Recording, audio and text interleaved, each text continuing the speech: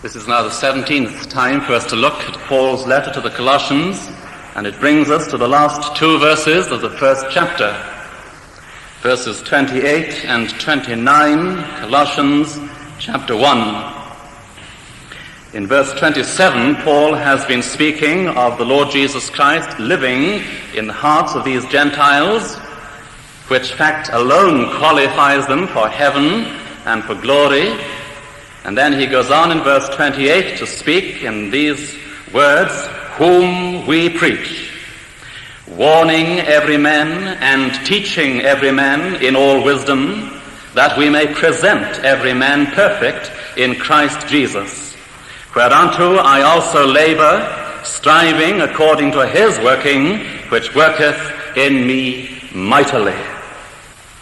Christ in you, the hope of glory, whom we preach. He ought, of course, to have said, whom we gladly preach, warning every man and teaching every man in all wisdom, in order that we may present every man perfect in Christ Jesus. To that end I labor, striving according to his working, which worketh in me mightily. Well, now, as a minister of the gospel this morning, I find the Apostle Paul a tremendous help and inspiration, because he was so preeminently an able minister of the preeminent Jesus. From him we may learn so much, not only concerning the content of the gospel, but the method of making that gospel known and the reasons for making that gospel known. We saw last Sunday morning, as we have seen on other Sunday mornings, that the Apostle Paul, in contradistinction to the false teachers and prophets in Colossae, that he himself was made a minister and that he was given a gospel. Paul didn't take this office upon himself. God found him, God took him, taught him in his own school, and put him into the ministry. The gospel, therefore, says Paul, that I preached was not after men, for I neither received it of men, neither was I taught it, but by the revelation of Jesus Christ. He was made a minister, and he was given a gospel to preach. And being made a minister and being given a gospel to preach, his gospel and his message was a glorious message. In fact, it is the only message.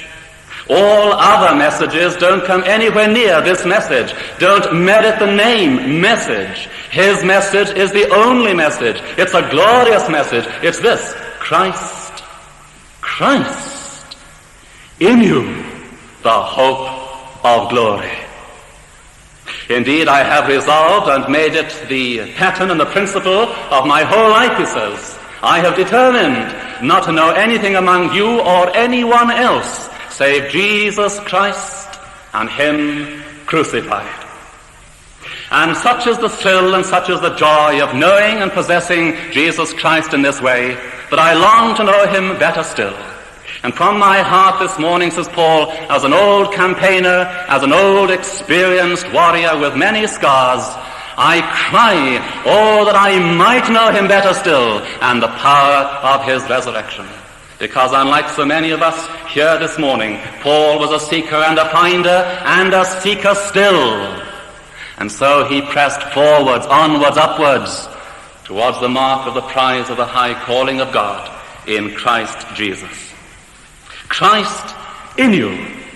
So I simply cannot be a Christian this morning unless and until Jesus Christ lives in my heart. There may be someone here this morning who vainly imagines that they can be a Christian because of their good works, because of their attendance at God's house, and for many other reasons. No, it's completely false. You cannot be a Christian unless the Lord Jesus Christ is living and dwelling and reigning in your heart. There is no hope of heaven this morning. There is no hope of glory apart from this, apart from Jesus Christ, and apart from Jesus Christ living within. And oh, says Paul, if he is there, if he is living in your heart, then heaven and glory has already begun. The men of grace have found glory begun below. Of course they have, if the Lord Jesus Christ is living in their hearts.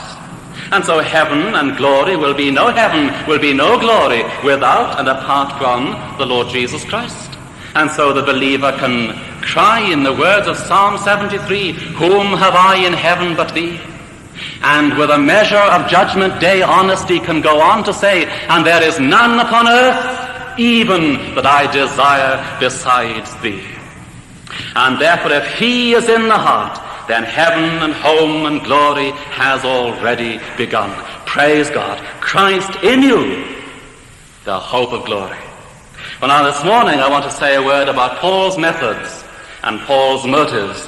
His methods in making the gospel known and his motives for making the gospel known. His methods and his motives. And of course they are far, far more important than most of us care to acknowledge and to realize. Methods and motives. I'm sure you're all familiar this morning with the words of Hudson Taylor of the China Inland Mission when he said that glorious truth in this way, God's work done in God's way, will never lack God's supply, will never lack God's blessing. God's work done in God's way will never lack God's supply or be without God's blessing. So methods and motives are far more important than most of us have realized up to this moment. God's work, done in God's way, will never lack God's supply or ever be without God's blessing. It is not, therefore, simply a matter of throwing a couple of texts at men and women, or a little address here and a little address there. We thank God, of course, that the Almighty Holy Spirit can take one single text and save a soul. Of course he can, because he is Almighty, and because that single text contains the truth. He can do this, and we rejoice in that fact. But in his wisdom, in his general workings, there's something far more than that, and that something more I find in Paul's methods and in Paul's motives. And they come to us this morning as something of a rebuke, and also as something of an encouragement. They come to us, first of all, as a rebuke to much of the questionable and the slick and the salesman-like methods of our day and age. But they also come as an encouragement to those who are content to pursue the ordinary means of grace, while they wait for the extraordinary power from heaven to come and attend the ordinary means of grace. They come as a rebuke to all who in any way are looking to men and copying men. But they also come as an encouragement to those of us who seek to be faithful to the ways and the methods and the pattern that God has appointed, that God has ordained in his holy word. Well, now, what were Paul's methods? Exactly how did this missionary extraordinary proceed in his work? Well, he tells us, verse 28, warning every man and teaching every man in all wisdom. Warning and teaching, teaching and warning. You see, our temptation is to grow impatient with the ordinary and to long for the sensational, isn't it? Haven't there been moments in your Christian life and work and witness when you have grown impatient with the ordinary and when you have wanted something sensational to happen and take place? In these days when the spiritual pulse is so low, we get bored, we get tired with the ordinary, and we want to try something new, generally from across the water, and I don't mean the English Channel or the Irish Sea either. Now that attitude is the attitude of an immature and an untaught heart and mind and character. And the basic reason why you and I grow tired and weary of the ordinary is because basically we don't trust God. Basically we don't trust God. Basically we are despising the day of small things. We don't really believe in the power of God's word. And we are really, in essence, seeking to walk by sight and not by faith. So I put it to you this morning that every time you have an unhealthy, that's the word I want to stress, every time you have an unhealthy interest in results, every time you have an unhealthy interest in the Word of God being confirmed in some demonstrative way, you're being carnal. And you are walking by sight and not by faith, which is the rule of God's Word. Of course you must look for results. Of course you must expect God's Word to be confirmed with signs and with wonders and with miracles following. Of course. But every time you have an unhealthy interest in statistics and in the Word of God being confirmed with signs and wonders, whatever they may be, then I say to that extent we are being carnal and we are walking by sight and not by faith. The Apostle Paul, on the other hand, knew his God. He knew the power of God's Word. He knew that God had interwoven his own glory and his own honor in his Word. And therefore the Apostle Paul was a man who could trust God to do his own work in his own way and in his own time. And therefore he was a man who sought preeminently to be faithful rather than successful. And because he sought to be faithful, he was therefore automatically successful. He was a man who knew that he must sow and plant and build and reprove and correct according to the ability that God had given to him, and then to leave everything else with God. So wherever people listened and wherever people came back again the following week, the Apostle Paul regarded it as a great mercy. More, he regarded it as nothing short of a miracle. And for him it held out every possible hope of their salvation. Not only that they came and listened, but that they came back again the next week and the week after that and went on and on listening. And to Paul, that held out every possible hope of their salvation. And so it ought to do for us as well. Now, realize for a moment just what's happening when men and women come to hear God's Word preached and expounded. They are coming to hear the truth of God's Word about themselves, imperfectly presented through weak vessels. Well, it's a wonder they come a second time. They are coming to hear the truth from heaven about themselves, imperfectly presented through a weak vessel. And how do they come? Well, they come with a ball and a chain around their ankles. They come with deaf ears. They come with scales over their eyes. They come with a veil over their mind. And they come with a wall of granite around their hearts. And they keep coming. That's a miracle. It's a miracle. It is nothing short of a miracle that men and women, boys and girls ever listen to the truth of God's Word, and that they come back again next week and the week after that, and that they go on and on listening. Well, now what do you do when that sort of thing happens? Well, says Paul, you start speaking, and you start speaking fast. You warn every man, you teach every man in all wisdom, that you may present every man perfect in Christ Jesus. You speak the things that become sound doctrine. You preach the Word instant, in season, out of season. You reprove, you rebuke with all long suffering and doctrine and patience, patience and doctrine. And with many other words you testify and exhort, saying, save yourselves from this untoward generation. You say, believe on the Lord Jesus Christ, and thou shalt be saved. But you go on, and you instruct them more perfectly in the way of salvation.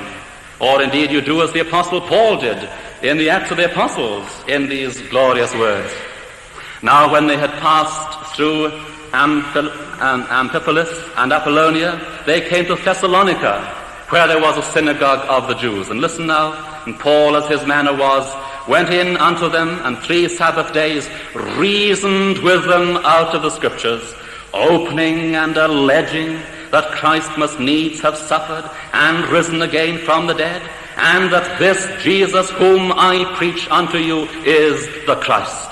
And some of them believed and continued with Paul and with Silas. Those are his methods. reasoning with them out of the Scriptures, opening and alleging, proving that this Christ whom I preach unto you is the one whom God has sent to be your Savior. And some of them believed, warning every man and teaching every man in all wisdom. That's what you do. Or these wonderful words from Ecclesiastes. And moreover, because the preacher was wise, or at least tried to be, he still taught the people knowledge. Yea, he gave good heed and sought out and set in order many proverbs. The preacher sought to find out acceptable words, that is, delightful words, and that which was written was upright, even words of truth. So because he wanted to be a wise soul winner, he still taught the people knowledge and gave good heed and sought out and set in order many proverbs, warning and teaching, teaching and warning in all wisdom. That's what you do. It's a miracle that they come, but because they come, this is how you deal with them. Or as the Lord Jesus Christ puts it so delightfully in John's Gospel, and I heard this at Bala at our ministers' conference, and although it was 220 miles there and 220 miles back, it was worth those 440 miles just to hear and to learn this precious truth. Jesus said, all that the Father giveth me shall come to me, and him that cometh to me I will in no wise cast out. Got that? All that the Father has given to me shall come to me. Other sheep I have, them also I must bring. They shall hear my voice. Then he goes on to say this, no man can come to me except the Father who hath sent me draws him, and I will raise him up at the last day. Now all whom the Father gives to me shall come to me, but no man can come to me unless the Father draws him to me. All right, how does the Father draw men and women to the Lord Jesus Christ? Well, listen to these sweet words. It is written in the prophets, and they shall be all taught of God. Every man, therefore, that hath heard and hath learned of the Father cometh unto me. What an encouragement. Sunday school teachers, leaders of Bible classes this morning, what a tremendous encouragement. All whom the Father has given to the Son shall come to him. No man can come to him unless the Father draws them to him. How does he do it? Well, every man therefore that hath heard and hath learnt of the Father cometh unto me. So the Father draws to the Son, brings to the Lord Jesus Christ those who have been taught of God by his people, warning every man, teaching every man in all wisdom. And oh, how deep and how lasting is that work. So Paul taught, so he warned, so he reasoned out of the Scriptures, so he presented the facts of the gospel to men and women, gave them whole series of whole sermons. I have not shunned to declare unto you the whole counsel of God. Called upon men and women to exercise repentance towards God and faith in the Lord Jesus Christ. Warned them of the terrible and the fearful consequences of neglecting and rejecting so great a salvation. He exhorted, he entreated men to be reconciled to God. I beseech you, he says, as in Christ's stead, be ye reconciled to God. And then he went on to instruct them most perfectly and most faithfully in their Christian faith. I believe he was a man after God's own heart. I believe he was a man after Jeremiah's heart. Because God says through Jeremiah, and I will give you pastors according to mine heart, which shall feed you with knowledge and with understanding. That's how he did it. Warning every man and teaching every man in all wisdom. So you see, we thank God that a single text can do it, but there must be something more than a single text that you drop down on men's heads. I believe you must let them have a whole stick of bombs, if I may so speak. You must constantly bombard the mind with the truth of God's word, warning every man, teaching every man in all wisdom. That's how he did it. That essentially was the very core of his ministry and of his preaching. The whole systematic presentation of my glorious Lord Jesus Christ, says Paul, in every aspect, in every facet of his glorious person. I thank God this morning for the Apostle Paul's tidy mind. One of the many jobs given to me in college was to be study and bedroom inspector. And making a report once a week to the students' meeting, a phrase I used to quote very often was this, that a tidy study is indicative of a tidy mind. A tidy study is indicative of a tidy mind. And I think that if you had the privilege of going into the Apostle Paul's study, you would find it a very, very tidy study, because he himself was a man with a very, very, very tidy mind. And I thank God this morning for Paul's tidy mind. Not tiny, you got it, tidy. He had a big mind, and it was a tidy mind. What do I mean by that? Well, I mean this. He'd got all his doctrines clearly sorted out as clear, basic, guiding, foundational principles. But they weren't held merely as dry and arid truths in the mind. They warmed his own heart, and they warmed the hearts of those who heard him preach as well. Oh, you see, the truth must always come to my heart through my mind, always through my mind. And in that way, you have a stable and a consistent Christian, warning every man, teaching every man in all wisdom. And having done that, you see, you are more than halfway now to the second half of verse 28, which is this, that we may present every man perfect in Christ Jesus. Indeed, it is only by this systematic presentation of the facts and the truths of God's Word that you can ever hope to present every man perfect in Christ Jesus. Do you remember what that same Apostle Paul says in Ephesians chapter 3? How that the ascended Lord Jesus Christ gave some apostles and some prophets and some evangelists and some pastors and teachers. Why? For the perfecting of the saints, for the work of the ministry, for the edifying of the body of Christ, till we all come in the unity of the faith and of the knowledge of the Son of God, unto a perfect man, unto the measure of the stature of the fullness of Christ. And to that end he gave some apostles, prophets, evangelists, pastors, and teachers. So you will find that as you read through Paul's letters, his jealous and his godly concern always was to present his hearers as chaste virgins unto Christ. Says Paul, I have espoused, I have married you to one husband, even Christ, and I long with all my heart that he shall be everything to you. I want you to grow up into him. And the only way to grow up and to mature into him is to be rooted and grounded and settled in the faith, that henceforth you are no longer tossed to and fro by every wind and wave of doctrine, warning every man, teaching every man, in order that we may present every man perfect in Christ Jesus. These were his motives. He knew he had a charge to keep. He was a man who recognized clearly that he had an account to render up. He knew that God had made him a watchman to his people. He knew therefore that his trumpet dare not give an uncertain sound. He knew that he would see his hearers and his converts at the bar of Christ, where every man's work shall be tried.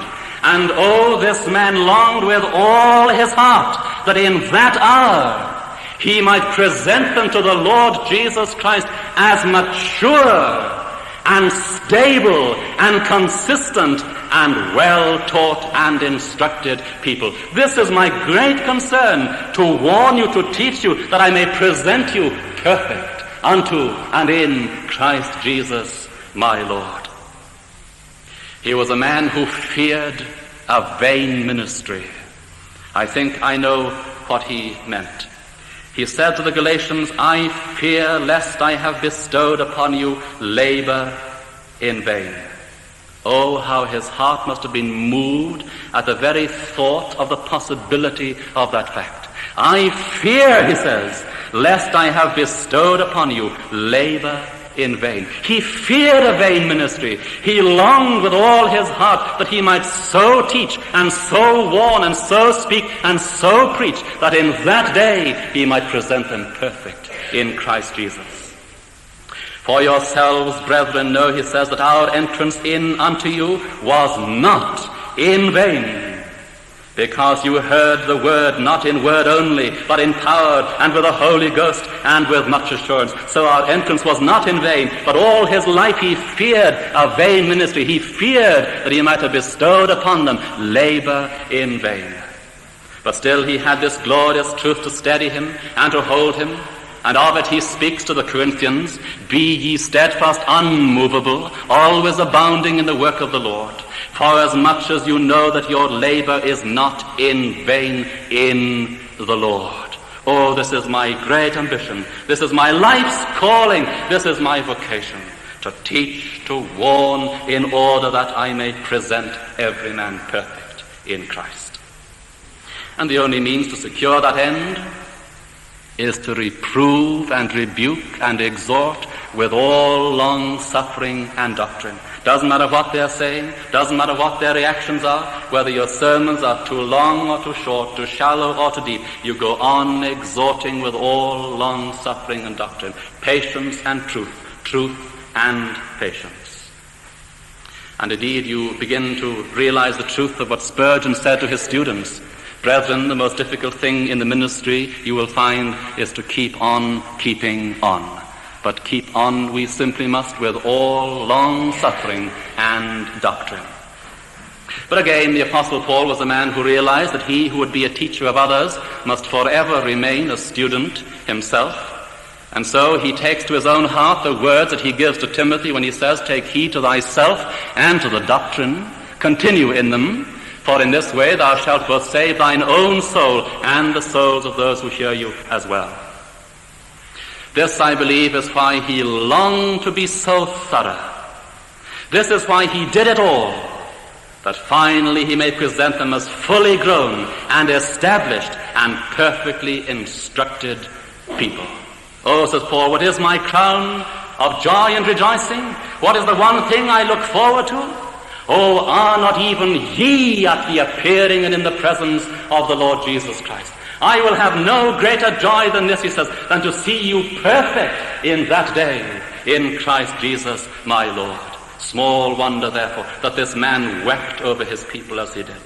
Small wonder that this man prayed and agonized and travailed over his hearers as he did. And how did he do it all? Well, not in the power of the arm of the flesh.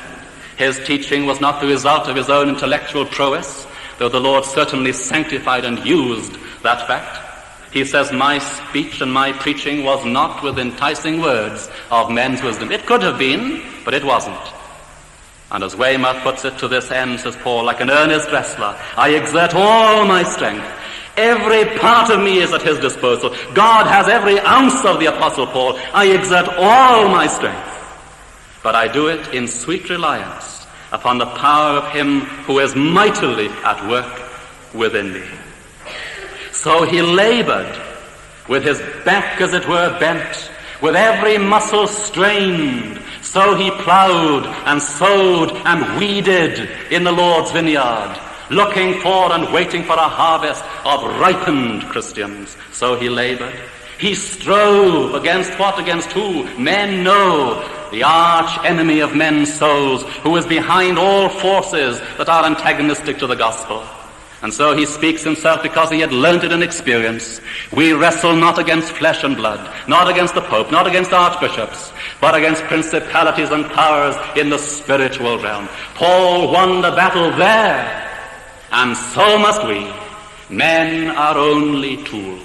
Men are insignificant. He strove with that arch enemy, and in the Lord Jesus Christ gained the advantage and the victory over him. And he worked how?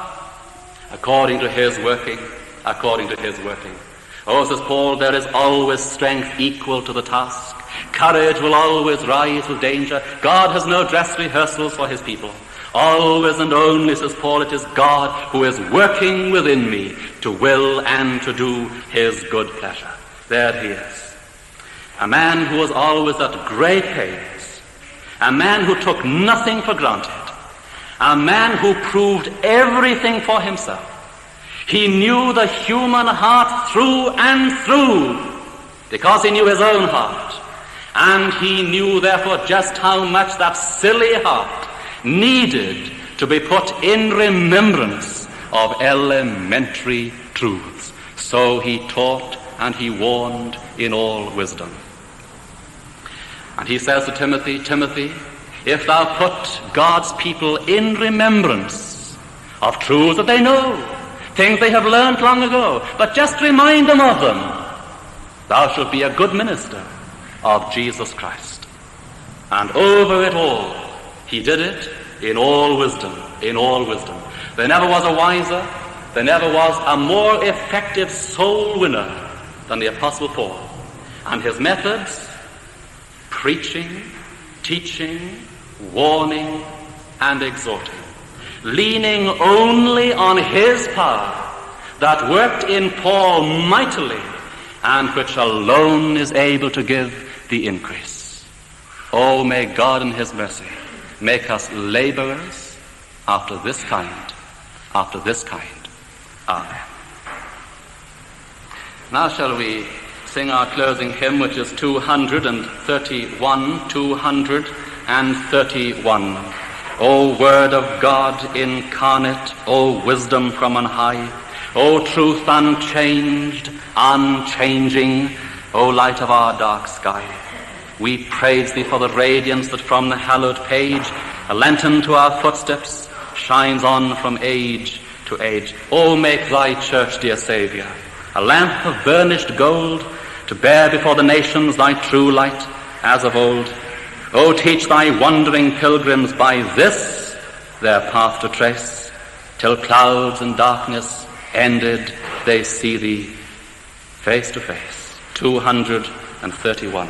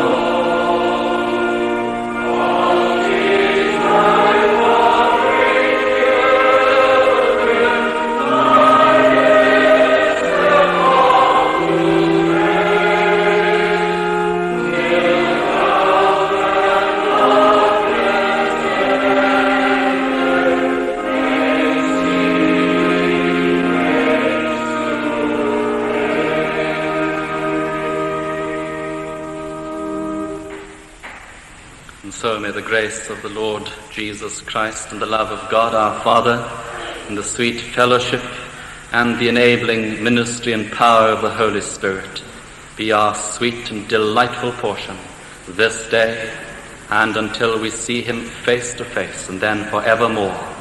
Amen.